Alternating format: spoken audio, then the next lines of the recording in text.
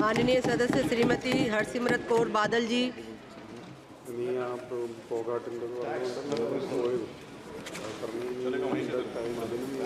शुक्रिया madam.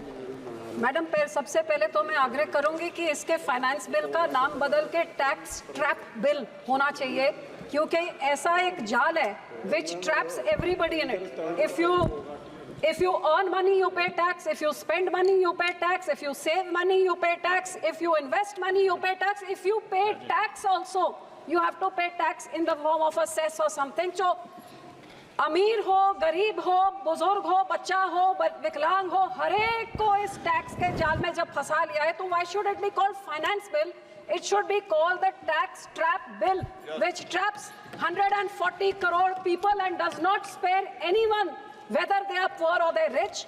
But yes, this bill is definitely very kind to the corporates. Foreign corporate companies, their tax has been reduced from 45 to 35%. But the angel tax which used to be given to startups and all has all been finished. The budget which lowered in 2019 even domestic businesses and corporate tax or domestic was also lowered in 2019, लेकिन 10 साल बाद सिर्फ foreign companies के लिए। तो क्या बात है कि 10 साल बाद सरकार का प्यार अपनों के साथ नहीं लेकिन विदेशियों के साथ बढ़ गया है। ये बहुत दुख की बात है। And I will also say that taxing life and health insurance is nothing less than tax terrorism. The Constitution enshrines the right to life, and here this government is putting 18% tax on something like that is nothing less than shameful. और sir हर तरफ से जो गरीब होता है, जो छोटा इंसान आगे बढ़ना चाहता है, उसी के साथ पक्षपात किया गया है। आज कॉर्पोरेट टैक्स में उनको तो सिर्फ 25% टैक्स देना होता है, लेकिन पार्टनरशिप और प्रोप्राइटरशिप को 30% देना होता है। पार्टनरशिप प्रोप्राइटरशिप कौन करता है? जो थोड़ा सा पैसा जमा करके अपनी किसी रिश्तेदार के साथ कंपनी बना के दोस्त मित्र के साथ पार्टनरशिप प्रोप्राइटरशिप करता है, तो उसको 30% टैक्स देना होता है। सो मेरी पहली डिमांड है कि ये हैव्स एंड हैव नॉट्स की खाई बढ़ाइए नहीं, बल्कि छोटों वालों को आप इनकरेज करिए, और कॉर्पोरेट टैक्स जो 30% हो सकता है तो प्रोप्राइटर और पार्टनरशिप को भी आप 20% करके इनकरेज करिए। इसी तरह से मैं कहूंगी एमएसएमई इंडस्ट्री, सबसे छोटे मीडियम और स्मॉल स्केल इंडस्ट्री जो सबसे ज्यादा एम्प्लॉयमेंट जनरेट करती है, सबसे ज्यादा रोजगार देती है, आज इनको इनकरेज करने की जरूरत है। और इनको इनकरेज तो क्या किया जा रहा है? ये 43B जो आपका ये जो क्लॉज 43B था, जो मैंने पहले भी कहा कि वित्त मंत्री ने जाके लुधियाने में हमारे इंडस्ट्री को अश्योर किया था कि ये क्लॉज मैं हटा दूंगी, लेकिन आज हटाया नहीं जा रहा है। इसको कहते हैं ये एमएसएमई के फेवर में। एमएसएमई के फेवर में कैसे?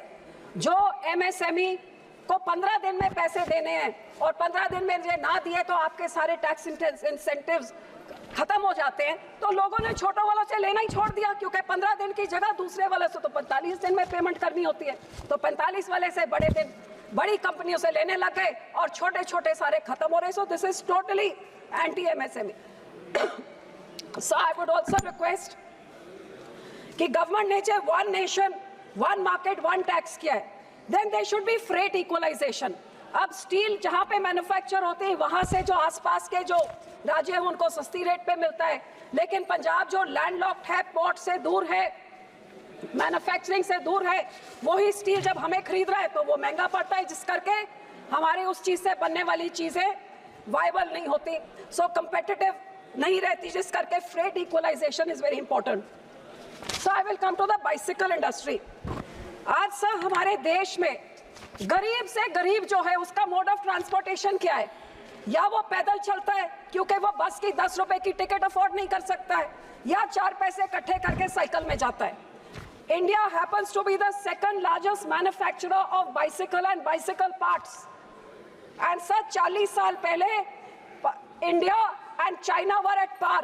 But today, where India produces only 2.8 crore cycles, China produces 32 crore bicycles every year. Why this difference in 40 years?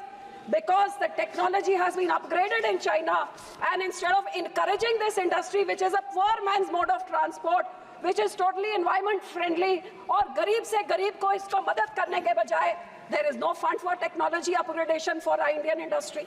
There is no micro financing कि ये pollution free mode of transport जो गरीब के लिए, इसको कोई माइक्रो फाइनेंसिंग करे। More than 30 crore people जो गरीब चौकीदार का काम करता है दुकान में, वो पैदल चल के जाता है क्योंकि बस का 10 रुपए का भाड़ा नहीं भर सकता। उसको आप साइकिल को सस्ता करें ताकि वो बेचारा भी रह सके। And some micro MSME industry के साथ there has been such a bias that the credit linked capital subsidy scheme, which has been increased, which we used to get 15 lakhs, you used to get back if you had a 1 crore limit and you took a bank loan to upgrade your machinery. But now they have increased the limit to 5 crores, but they have taken back the subsidy, which means that now the government is saying that no subsidy, but the limit can be 5 crores, you can take a loan. But the subsidy was very important for the MSME to be able to upgrade their machinery. Same way, sir, I would also say that while this machinery, this is one scheme, the other one was, so the PLI scheme also favors people who have 200 crore turnover. What happens to the MSME? Why is MSME not included in the PLI scheme? Sir, there was a scheme also for small MSME that government listed fares abroad. If you were a woman entrepreneur, you got on your ticket, you got 80% subsidy. If you were small micro, you got 85-90% subsidy.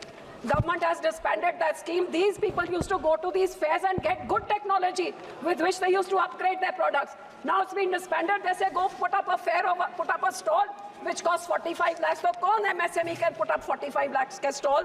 So I would request that to encourage the knowledge sharing and also to technology transfer, please encourage and bring back these CLI ICS scheme. So my next point is on agriculture machinery. It is very unfortunate that tax rationalization has not been done on agriculture and their machinery and their implements. 1.4 billion people are fed by those farmers who toil day and night.